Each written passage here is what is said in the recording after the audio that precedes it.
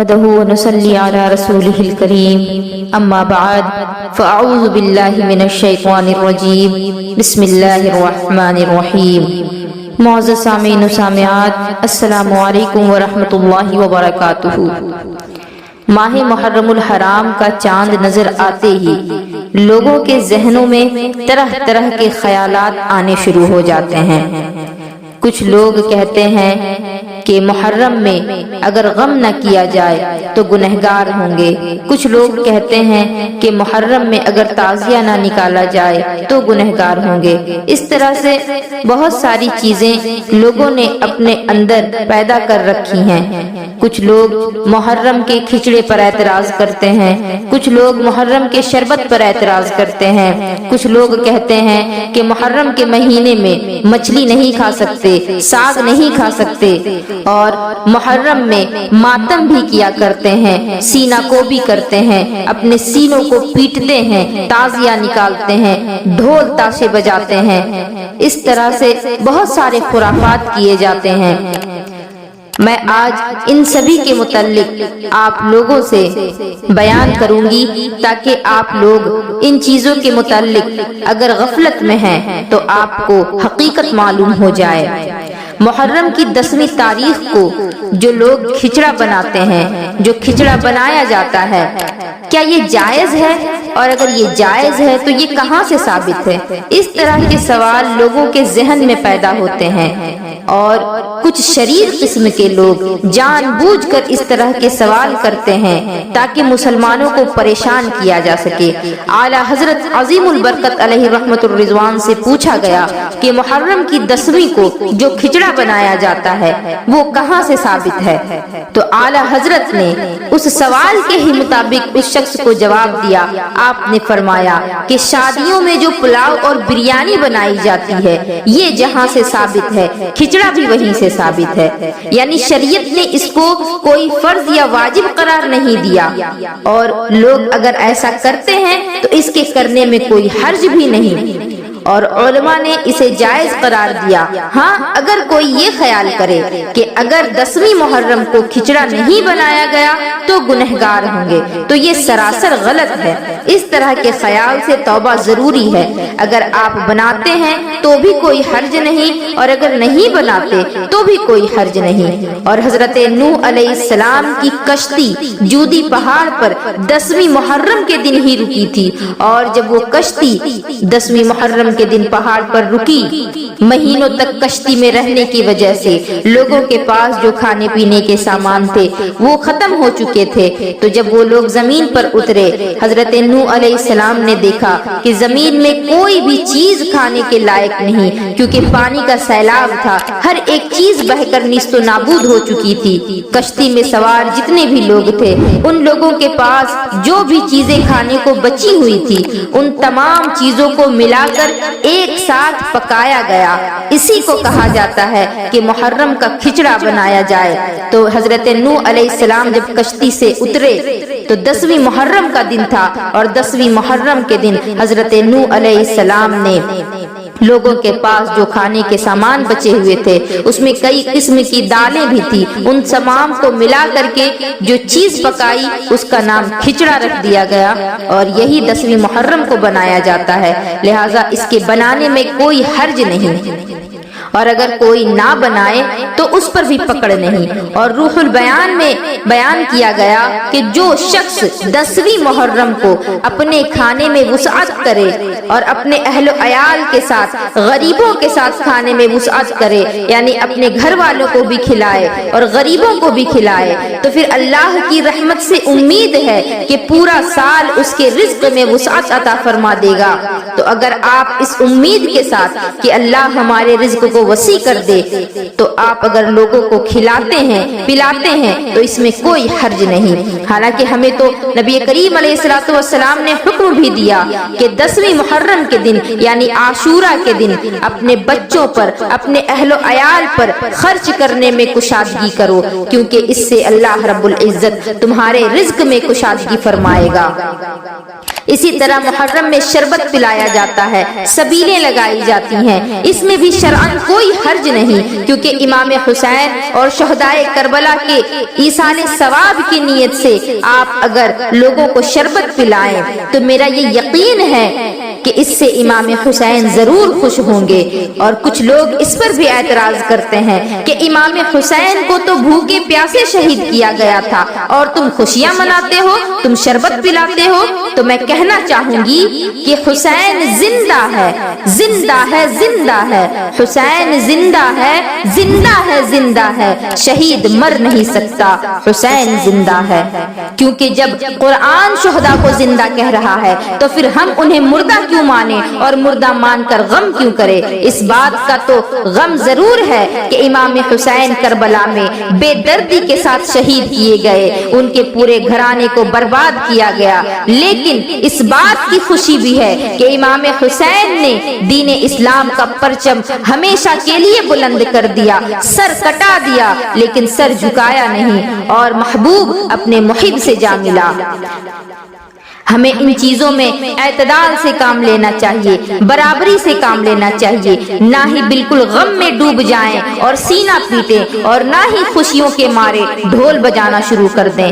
امام حسین نے کب تمہیں ڈھول بجانے کی اجازت دی؟ تمہارا جوان بیٹا مر جائے تو کیا تم ڈھول بجاؤ گے؟ تمہیں اسی دن ڈھول بجانا ہے جس دن کربلا میں علی اصغر کو شہید کیا گیا، تمہیں اسی دن ڈھول بجانا ہے جس دن کربلا میں علی اکبر کو شہید کیا گیا۔ اگر تمہیں اتنا ہی شوق ہے ڈھول بجانے کا اور ڈی جے بجانے کا تو اس وقت بجانا جب تمہارے گھر میں 6 مہینے کے بچے کی میت رکھی ہو، جب تمہارا جوان بیٹا کفن میں لپٹا ہو، اس وقت تم ڈھول بجانا۔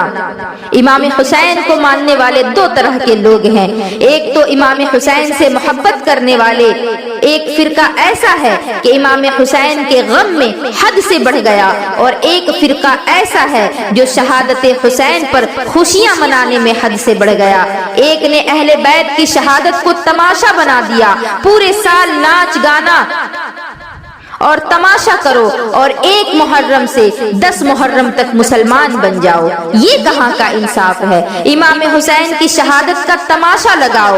اور آج کل تو لوگ باقاعدہ تماشے لگاتے ہیں، اور لوگ دیکھنے کے لیے بھی بھیڑ لگا دیتے ہیں اور ساتھیوں کو لے کر جاتے ہیں کہ چلو تماشا لگا ہے، دیکھنے چلتے ہیں۔ قسم ہے اس کی جس کے دستے قدرت میں میری جان ہے، یہ چیزیں دیکھ کر روح تڑپ جاتی ہے کہ مسلمانوں نے خود کو کھیل تماشے کے لیے وقف کر لیا۔ یہ لوگ امام حسین کی شہادت کو تماشا بنا رکھے ہیں، اور ہماری قوم بڑے اہتمام کے ساتھ ان کاموں کو کرتی ہے اور تماشا دیکھنے جاتے ہیں۔ یہ کوئی تماشا ہے؟ شہادت حسین کوئی مذاق ہے؟ نہ سر پہ ٹوپی ہے، نہ چہرے پہ داڑھی ہے، عورتوں کی طرح بال بڑھا رکھے ہیں، مداریوں کی طرح کپڑے پہن رکھے ہیں اور منبر پر ناچ دکھاتے ہیں۔ یہ لوگ اہل بیت کا نام لیتے ہیں جن کی شکلیں بھی اس قابل نہیں۔ ان لوگوں کے چہرے دیکھ کر دل نہیں چاہتا کہ یہ سیدہ پاک کا نام لے، مولا علی شیر خدا کا نام لے، شہدائے کرب و بلا کا نام لے۔ دل گوارا نہیں کرتا کہ انہیں مسلمان کہیں۔ اور بے حرمتی تو اس قدر ہوتی ہے کہ نوجوان منہ میں گٹکا دبائے ہوتے ہیں، پان دبائے ہوتے ہیں اور یا حسین کا نعرہ لگاتے ہیں۔ تھوڑی تو شرم کرو، تمہیں خبر بھی ہے کہ تم کن مقدس ہستیوں کا نام لے رہے ہو، جن کے گھر جبریل بھی آتے تو اجازت لے کر آتے، جن کا جھولا جھلانے آسمان سے فرشتے آتے، اور ہمارے بزرگ تو ان کا نام بھی لیتے تو وضو کر کے لیا کرتے، بغیر وضو ان کا نام نہیں لیتے۔ اور تم کیا کر رہے ہو؟ کیا تم اس قابل ہو کہ تم اہل بیت کا ذکر کرو، ان کا نام لو؟ تمہیں تو مسلمان کہنے میں بھی شرم آتی ہے۔ آوارہ لوگوں کی طرح شکلیں بنا رکھی ہیں، تمہیں دیکھ کر کون کہے گا کہ تم مصطفیٰ کے غلام ہو؟ غلام تو غلامی کا ثبوت لیے پھرتا ہے۔ تم جانتے بھی ہو کہ کن کا ذکر کر رہے ہو۔ میرے نبی نے فرمایا کہ رب تبارک و تعالی حکم دے گا قیامت کے دن، ولی، نبی، غوث، कुतुब अब्दाल अपनी आंखें बंद कर लें, नजरें झुका लें, सर झुका लें। या अल्लाह क्या होने वाला है? फरमाया मोहम्मद की बेटी फातिमा की सवारी गुजरने वाली है, रसूल की शहजादी गुजरने वाली है। तुम्हें पता ही नहीं कि कौन है, किसका जिक्र कर रहे हो, नाचते फिरते हो। इमाम हुसैन बहुत ही बड़े बाप के बेटे हैं, मौला अली शेर खुदा करमुल्लाह वजहुल करीम। और हजरत इमाम हुसैन की जात खुद बहुत बड़ी जात है। इमाम ज़ैनुल आबिदीन फरमाते हैं कि मेरे अब्बा इमाम हुसैन फर्ज नमाजों के अलावा एक दिन में 100 नवाफिल अदा करते, और एक रिवायत में तो फरमाया कि 1000 नवाफिल पढ़ा करते थे। और ये जो मुहर्रम के 10 दिन इमाम हुसैन का नारा लगाते फिरते हैं, इनसे पूछो ये तो 5 वक्त की नमाजें भी सही से अदा नहीं करते होंगे। आशूरा की सारी रात इमाम हुसैन नमाज पढ़ते रहे, और यहाँ लोग ढोल और डीजे बजाते फिरते हैं। इमाम हुसैन से तो रब पहले ही से राजी था, लेकिन इमाम हुसैन सारी रात, अपनी जिंदगी की आखिरी रात रब को राजी करने के लिए इबादत करते रहे कि फिर मुझे इबादत करने का मौका नहीं मिलेगा। और आज हमारी कौम, इन्हें तो ये भी नहीं पता कि रब राजी भी है कि नहीं। वहां तो मालूम था कि रब राजी है, फिर भी उसको राजी करने के लिए रात भर इबादतें हो रही हैं। और यहाँ तो ये भी खबर नहीं कि रब राजी भी है कि नहीं, और फिर भी उसको नाराज करने वाले काम कर रहे हैं।